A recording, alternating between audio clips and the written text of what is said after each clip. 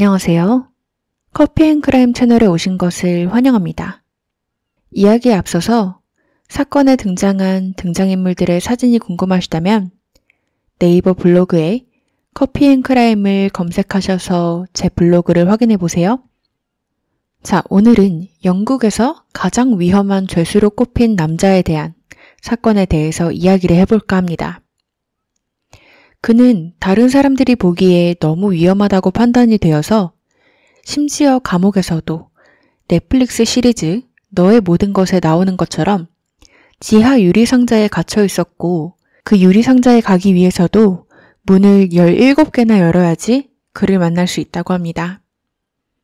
그리고 이곳에서 이 남성은 40년이 넘는 시간을 보내고 있죠. 대체 이 남성이 무슨 짓을 했길래 이렇게 격리되어 있는 걸까요? 그럼 오늘의 이야기를 시작해 보도록 하겠습니다. 앞서 소개해드린 오늘의 주인공은 로버트 무어즐리라는 남성으로 그는 1953년 6월 26일에 영국 리버풀 근교에서 태어났어요. 로버트는 많은 범죄자들이 그렇듯 좋지 못한 환경에서 자라났어요. 로버트는 그를 제외하고 3명의 형과 누나가 있었는데 로버트가 겨우 6개월일 때 로버트를 포함한 4명의 아이들은 부모님이랑 격리가 되어 기독교 고아원으로 보내지게 됩니다. 이것은 부모님의 계속된 방치와 학대 때문이었어요. 아이들은 고아원으로 보내지긴 했지만 전보다 훨씬 더 나은 삶을 누렸어요. 옷도 깨끗한 것을 입었고 밥도 규칙적으로 먹고 관심도 받았고 아이들이 누려야 할 것을 드디어 누리고 사는 것 같았죠. 하지만 로버트가 9살이 됐을 때 로버트의 부모님은 다시 아이들을 데려오겠다고 그들의 인생에 개입을 하게 됩니다. 사실 이들은 아이들을 잊고 잘 사는 것 같았어요. 하지만 이들이 갑자기 아이들을 다시 원하게 된 데는 이유가 있었는데요. 로버트의 형이었던 폴이 입양을 갈 기회가 있었는데 이 고아원의 철칙에 의하면 아이들이 입양을 가기 위해서는 친부모의 동의가 필요했다고요. 그래서 고아원 측에서는 로버트의 부모님에게 동의를 구했고 이들은 말도 안 된다며 자신들의 4명의 아이 모두 되찾아올 것이라고 그제서야 다시 개입을 하기 시작했던 것이었어요. 로버트는 6개월 때 부모님이랑 헤어졌기 때문에 그들의 얼굴조차 기억을 하지 못했었고 다시 부모님이랑 사는 게 어색했어요. 뿐만 아니라 이 부모라는 사람들은 4명의 아이들을 뺏겼던 전적이 있었음에도 새로운 아이들을 계속해서 낳았기 때문에 로버트가 돌아갔을 때는 식구가 무려 12명이나 되어 있는 상태였어요. 로버트 아빠는 조지라는 이름의 남성이었는데 조지는 정말 악마 같은 사람이었어요. 아이들을 매일같이 때렸고 정말 사소한 것으로도 화를 내곤 했었죠. 아이들을 때리는 것도 무기를 이용해서 때렸고 그 이유는 학교에서 집에 늦게 왔거나 자신의 마음에 안 들거나 그냥 운이 안 좋으면 맞게 되는 정도로 감잡을 수가 없었어요. 뿐만 아니라 아이들에게 도둑질을 하라고 시키기까지 했어요. 특히 음식이요. 자신들이 장을 보는데 돈을 써도 되지 않게 말이죠. 그래서 로버트랑 형제들은 아버지 때문에 도둑질을 처음 시작하게 됩니다. 그리고 도둑질을 하다가 걸리기라도 하면 아버지에게 매질을 당했죠. 엄마인 지는 직접적으로 아이들에게 폭력을 휘두른 적은 없었지만 그렇다고 나은 사람은 아니었어요. 한 번도 남편인 조지를 말린 적도 없었고 오히려 아이들을 때리라고 부추기거나 아이들이 정말 작은 실수만 해도 조지에게 일러서 아이들을 맞게 했죠. 특히 제일 많이 맞았던 건 로버트래요. 그 이유는 로버트는 항상 부모님에게 맞서 싸웠고 다른 형제들이 불공평하게 맞을 때면 감싸주려고 나섰다가 괜히 타겟이 로버트에게로 바뀌어서 더 많이 맞곤 했죠. 심지어 로버트는 한 번은 방에 6개월 동안 감금된 적도 있었고 또 한 번은 공기총으로 로버트를 때렸는데 얼마나 세게 때렸는지 공기총이 2개로 부러졌다고 합니다. 폭력뿐만 아니라 모든 게 정말 최악이었어. 심지어 아이들을 성폭행하기도 했죠. 이들이 살던 집은 아이들만 12명인데도 방이 2개나 3개밖에 없는 집에서 살았고, 집은 굉장히 더러웠고 한 방에 아이들이 다 모여 침대도 없어서 이불이나 옷가지들로 대충 푹신하게 만들어서 그 위에서 거의 노숙자처럼 자야 했어요. 이런 상황에서 아이들은 정신이며 육체며 상처를 많이 받고 자라게 되죠. 로버트가 고아원에서 돌아온 지 1년이 됐을까? 조지는 로버트에게 질려버렸어요. 그리고 로버트를 시설에 보내버리게 되죠. 다른 아이들은 자신이 폭력을 휘두르고 원하는 대로 조종을 할 수 있었지만 유독 방해를 하던 로버트가 마음에 안 들었던 걸까요? 다른 형제들은 다 냅두고 로버트만 시설에 보내줬어요. 다른 형제들은 로버트가 어디에 갔는지 영문을 몰랐고 아버지인 조지는 그냥 짧게 로버트가 죽었다고 형제들한테 말을 해주게 되고 더 이상의 질문은 받지 않았어요. 이제 로버트는 형제도 없이 완전히 혼자가 되었습니다. 로버트가 10살일 때부터 16살 때까지의 기록은 나와 있지 않지만 로버트가 16살일 때 시설을 도망쳐 나오게 되는데 도망쳐 나온 걸 보면 시설에서의 삶도 그닥 좋았던 것 같진 않아요. 그렇게 로버트는 런던으로 도망을 가게 되고 새로운 삶을 시작하기로 결심을 하게 됐지만 고작 16살이었고 돈이 없고 직업을 구하고 싶어도 너무 어려서 기회를 주는 곳이 없었기 때문에 큰 야망에도 불구하고 로버트는 길거리를 전전하며 노숙을 하고 지낼 수밖에 없었고 술과 마약을 시작하며 마약 중독자로 전락해버리게 됩니다. 하지만 마약을 하기 위해선 돈이 필요했는데요. 처음에는 소매치기와 도둑질을 하다가 이것으로 충분하지 않자 성노동자로서 일을 하게 돼요. 그리고 아는 지인한테 강간을 당하기도 해서 힘들어하며 스스로 목숨을 끊으려고 몇 번 시도까지 했었죠. 하지만 로버트는 10대 후반이 되고 정신병원에 들락날락하며 스스로 치료를 찾으려고 했어요. 상담센터에서도 가서 어린 시절 트라우마를 얘기하면서 마음을 열고 치료를 하려고 노력하는 듯 했죠. 하지만 로버트가 치료를 할 때 병원 직원들한테 계속해서 주장했었던 게 있는데요. 그건 바로 환청이 들린다는 것이었습니다. 그 환청은 로버트한테 계속해서 부모님을 죽이라고 말을 한다고 했죠. 하지만 이렇게 말을 했는데도 병원에서는 로버트를 진지하게 받아들이지 않았어요. 70년대 초반이라 정신병에 대한 인식이 약해서였던 걸까요? 로버트는 병원에 갈 때마다 자신은 최선을 다했지만 병원 측에서는 약을 주지도 않았고 그를 진지하게 받아들이지도 않는 듯 했습니다. 그의 환청은 멈춰지지 않았죠. 1974년 3월 로버트는 20살이 됐어요. 런던에 산 지는 4년째가 되었죠. 이때 로버트는 30살이던 남성인 존 페럴을 만나게 됩니다. 존은 건설업자였고 런던의 우드그린이라는 지역에서 살고 있었어요. 존은 로버트가 성노동자로 일하면서 만나던 고객이었죠. 3월의 어느 날 로버트는 존이 사는 아파트에서 만나기로 하고 그를 찾아가게 돼요. 관계를 위한 만남이었죠. 존을 찾아갔을 당시 로버트는 늘 그렇듯 마약에 취해 있었대요. 이들은 그렇게 만나서 이야기도 하고 장난도 치며 분위기를 풀고 있었는데 존이 난데없이 침대에서 일어나서 서랍으로 가더니 그곳에서 사진 뭉치를 가져다가 로버트에게 보여주며 이 사진들을 어떻게 생각하냐고 로버트에게 물어보게 돼요.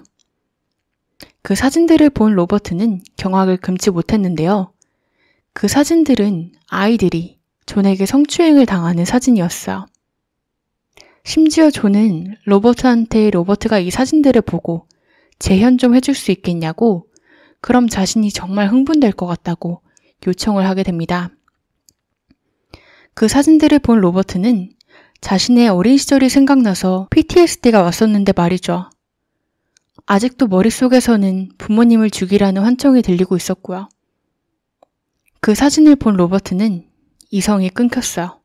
로버트는 마침 바닥에 뒹굴어 다니는 밧줄을 발견했고 그 밧줄을 들고 바로 존에게 달려가 목을 조르기 시작했습니다. 존은 벗어나기 위해서 노력을 했지만 소용이 없었고 그는 그렇게 목숨을 잃게 되죠. 로버트는 이때 아직 마약에 취해 있었고 정신이 나간 상태였기 때문에 여기서 그치지 않고 칼을 가져다가 이미 사망한 존을 계속해서 찌르기 시작했대요. 그리고 심지어 망치를 가져다가 존을 치기 시작했죠. 얼마나 시간이 흘렀을까? 로버트는 서서히 정신이 들기 시작했습니다. 하지만 정신이 들기 시작했는데도 죄책감이라는 감정이 들지 않았어요. 자신이 역겨운 소아성애자를 세상에서 제거해줬다는 정당감이 들기 시작했죠. 하지만 자신이 죄를 지은 건 알았고 거기에 대한 처벌을 받아야 될 것도 알았기 때문에 죄책감이 들지 않았음에도 로버트는 경찰에게 찾아가서 자수를 하게 돼요. 로버트는 즉시 체포가 되었고 재판 날만을 기다리고 있었는데 법원 측에서는 로버트의 어린 시절 이야기, 정신과 이력, 마약 중독 이력 등등을 보고 재판에 설 자격이 되지 않는다고 판단을 해서 최고 보안 정신병원 시설로 보내지게 됩니다. 그렇게 그가 보내진 곳은 브로드무어 정신병원이었어요. 이곳은 굉장히 유명한 정신병원인데요. 브로드무어 정신병원은 1863년에 개원을 했던 굉장히 오래된 정신병원으로 일반 환자들을 받는 시설이 아닌 범죄를 저지른 정신병 이력이 있는 사람들만을 다루는 감옥에 가까운 병원 시설로 현재까지도 운영되고 있습니다. 로버트는 이곳에서 3년간은 굉장히 잘 지냈어요. 예전에 고아원에서처럼 루틴이 있는 생활이 잘 맞았고 밥도 잘 먹고 주변 사람들이랑 이야기도 하며 사회성도 길러지는 것 같았어요.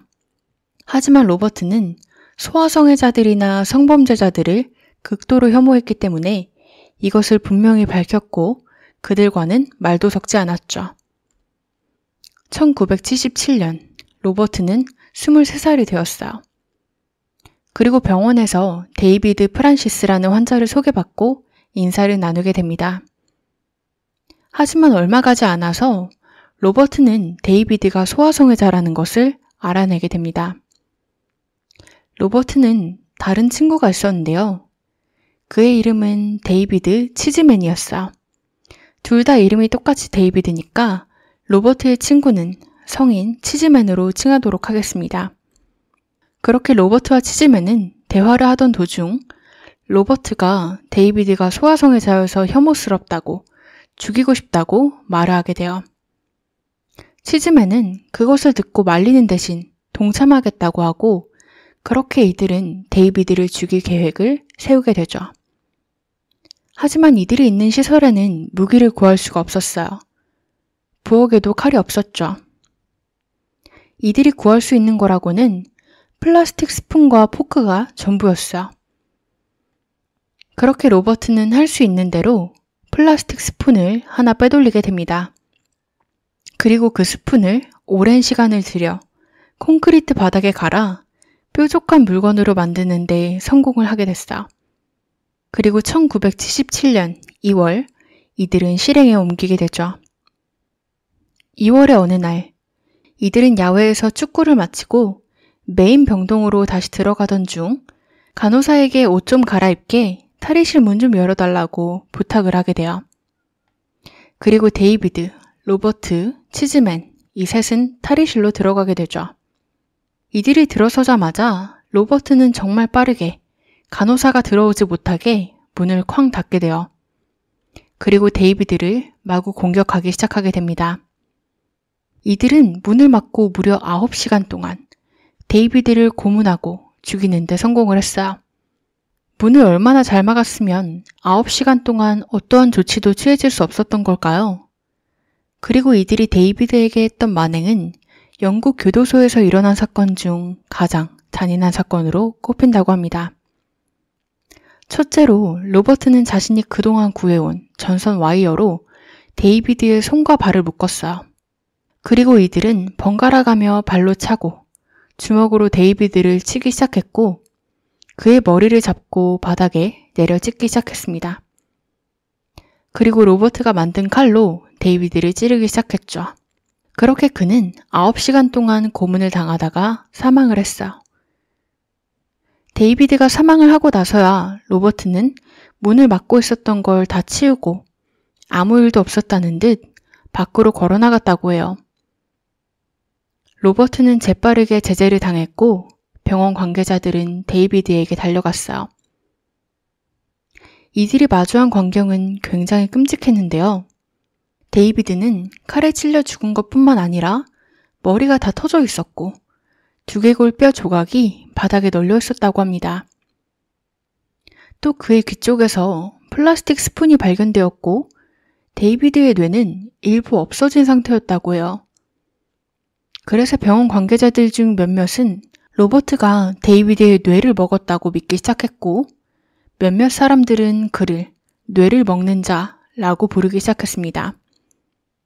하지만 이건 루머였어.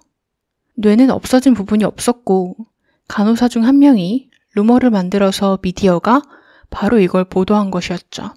왜냐면 뇌를 먹는 자라는 타이틀 자체가 무척 자극적이었으니까요. 그리고 두 번째 살인으로 인해 그는 재판을 받게 됩니다. 이해가 안 가는 점은 첫 번째 살인 때는 정신이 온전치 못하다는 이유로 재판 없이 정신병원에 수감이 되었는데 두 번째 살인은 정신병원 안에서 일어났는데도 이제 재판을 받을 자격이 생겼다고 판단이 된 게 이해가 안 가요. 어쨌든 그는 그렇게 재판을 받고 이번에도 어떠한 죄책감도 보이지 않았어요. 그렇게 로버트, 치즈맨 둘 다 유죄를 선고받고 가석방 없는 무기징역으로 일반 교도소인 웨이크스필드 교도소로 수감되게 됩니다. 이 교도소는 악명 높은 죄수들을 수감하기로 유명했기 때문에 몬스터 맨션이라는 별명까지 가지고 있었는데요. 수많은 성범죄자들이랑 살인마들이 지내던 곳이었어요. 로버트는 항상 쉬지 않고 자신이 성범죄자들을 혐오하고 죽이고 싶다고 밝혀왔는데도 이곳에 보낸 조치가 이해가 되지 않아요. 어쩌면 일부러 보낸 걸까요? 1978년 7월, 로버트는 이 교도소에서 지낸 지 1년쯤 되던 때였어요. 이때까지도 로버트는 머릿속에서 부모님을 죽이라는 환청이 들려오고 있었고 성범죄자들에게 둘러싸여 지내다 보니 더 이상 참을 수가 없었어요. 성범죄자들, 특히 아이들을 상대로 성범죄를 저지른 사람들을 없애고 싶다는 욕망이 끌어올랐고 그는 정신병원에서 했던 방법과 똑같이 플라스틱 스푼을 가져다가 무기를 만들기 시작했습니다. 이번에 로버트는 심지어 목표도 있었어요. 최소 7명을 죽이는 것이 그의 목표였죠. 7월 28일, 그는 계획을 실행에 옮기게 됩니다. 그의 계획은 성범죄자들을 자신의 수감방으로 끌어들여 그곳에서 죽이는 것이었죠. 살니 도구드라는 남성은 동의를 하고 로버트의 방으로 따라가게 돼요.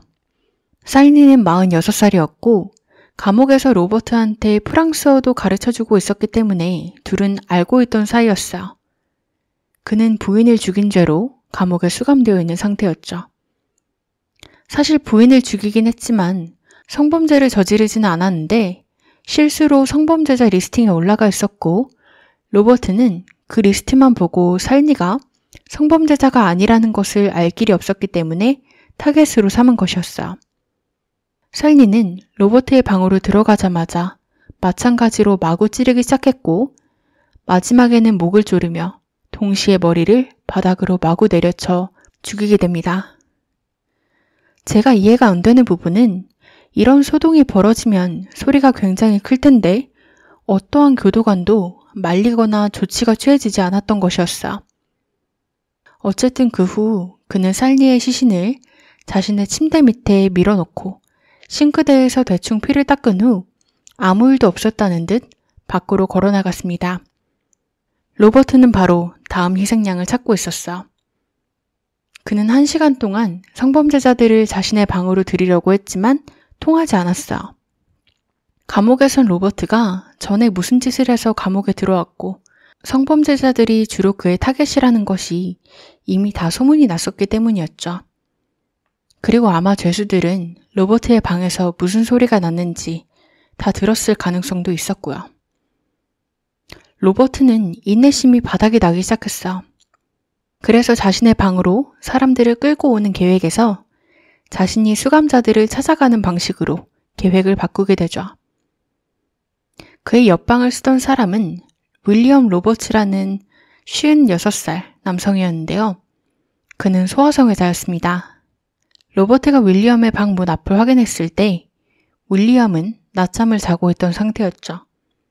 그는 즉시 윌리엄의 방으로 들어가 마구 찌르기 시작했습니다. 잠에서 깬 윌리엄은 방어를 해보려고 했지만 그건 정말 역부족이었고 그렇게 공격을 당한 윌리엄은 사망을 했어요. 로버트는 윌리엄이 목숨을 잃었다는 걸 깨달은 후에도 머리를 계속해서 벽에 내려쳤고 얼마나 세게 쳤는지 벽 조각이 떨어질 정도였다고 합니다. 그렇게 그는 윌리엄의 시신을 그의 방에 아무렇게나 내버려두고 방에서 나와서 이만하면 성과가 좋았다고 생각을 했고 자신이 만든 칼을 가지고 교도관에게 가서 자백을 했어요. 칼을 건네며 조만간 교도관, 비상소집이 있을 것 같다고 했죠. 로버트는 새로운 범죄들로 다시 한번 재판을 받게 돼요. 그리고 재판에서 자신이 윌리엄과 살리를 죽일 때 자신의 부모님을 상상했다고 자백했죠. 어떠한 죄책감도 느끼지 않았고요. 자신이 부모님을 죽이기만 했더라면 자신이 다른 어떠한 사람도 살인하지 않았을 것이라고 말을 했고 세상에 신경 쓰거나 고통받지 않고 살아갔을 것이라고 밝히기도 했어.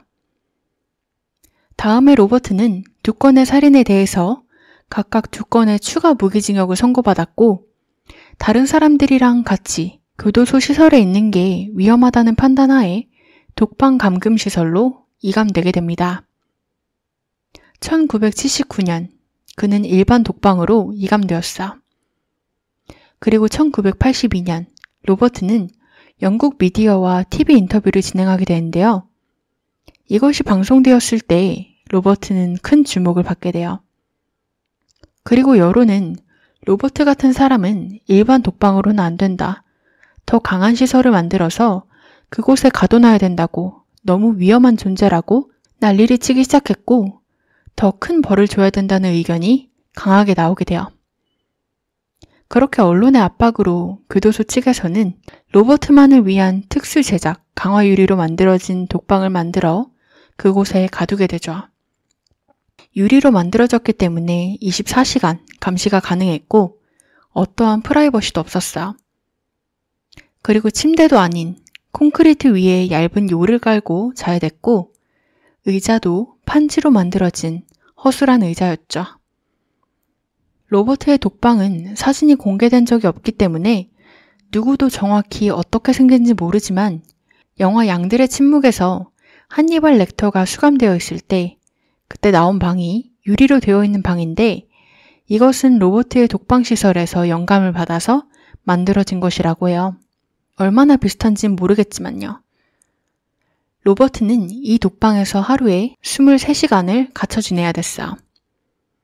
나머지 1시간은 운동 시간이었는데 운동장에 나갈 때도 6명의 교도관에게 에스코트되어 나가야 했죠.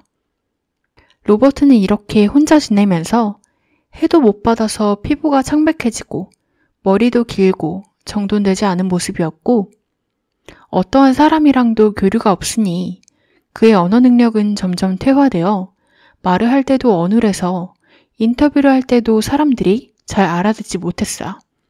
로버트는 지난 40년간 중간에 테라피도 받고 실제로 의사가 로버트가 나아지고 있고 어린 시절 트라우마를 잊으려고 노력을 하고 있다고 했지만 교도소 측에서 로버트의 치료를 이유 없이 중단시켰고 로버트에게 종종 말을 걸기 시작한 교도관들이 있었는데 그것도 얼마 가지 않아 금지가 되었어. 로버트는 반려동물이라도 데리고 있게 해달라고 절대 먹거나 해치지 않겠다고 요청을 했지만 그것 또한 거절되었죠. 결국 로버트는 그냥 죽게 해달라고 부탁하기 시작했어요. 하지만 이번 요청도 거절되었죠. 그렇게 로버트는 현재까지도 40년이 넘는 시간 동안 독방에서 혼자 보내고 있어요. 하지만 최근 들어 로버트는 TV 시청이 허가되었고 중요한 건 로버트는 가족들이랑 다시 연락을 시작했다는 것이에요.